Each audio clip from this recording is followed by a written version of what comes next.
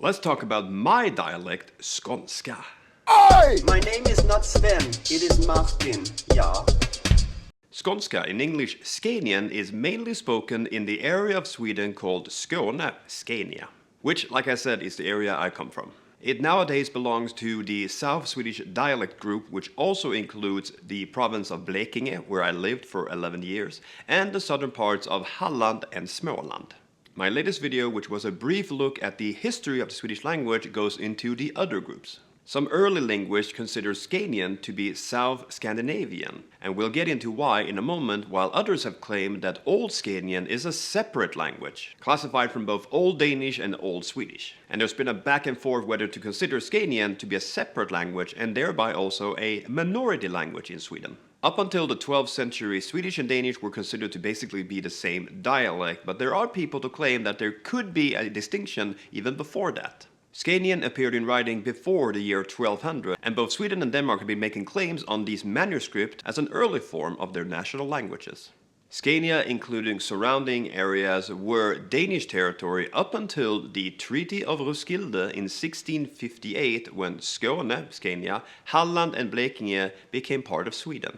But a Swedification was to be introduced to turn these old Danes into proper Swedish people, which is one of the explanations to why Scanian is such a dual dialect between Swedish and Danish. The complete integration into the Swedish kingdom happened in 1719 and accelerated in the 20th century with standard Swedish dominating broadcasts such as TV and radio, along with people moving around the country. I mean, I live in Stockholm now. It's weird. I'm like a Scanian boy living in Stockholm. You know what they do here? You know what they do? They see a subway, they run for it, even though there's a new one coming in 2 minutes. It's weird.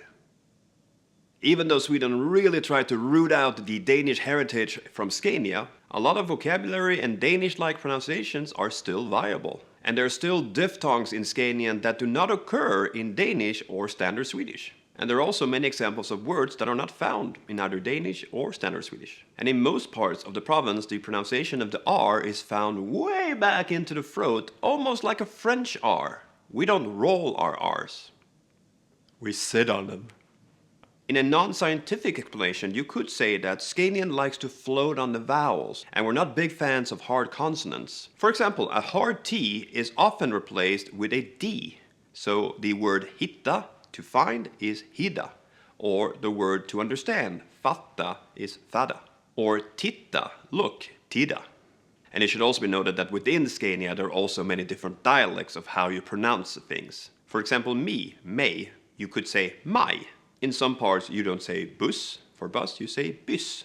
So Scanian can in many ways be seen as a transition between the two countries. I mean, even the flag suggests that. But history is hard to let go of, and the people living in Scania, they've had their ups and downs with both Danish rule and Swedish rule. But when people say that Scanian is not Swedish, I say Scanian is one of many dialects in this country. Some dialects are closer to state television, others are closer to other countries, because that's how dialects and languages work. It's all gray areas, because only a Sith deals in absolute. And I'm proud to be someone who comes from Skåne, who speaks the way I do. Not always understood by everybody, but it gets better because there's so much history and character in the place that I grew up. And it's a beautiful place to visit. Gott snack.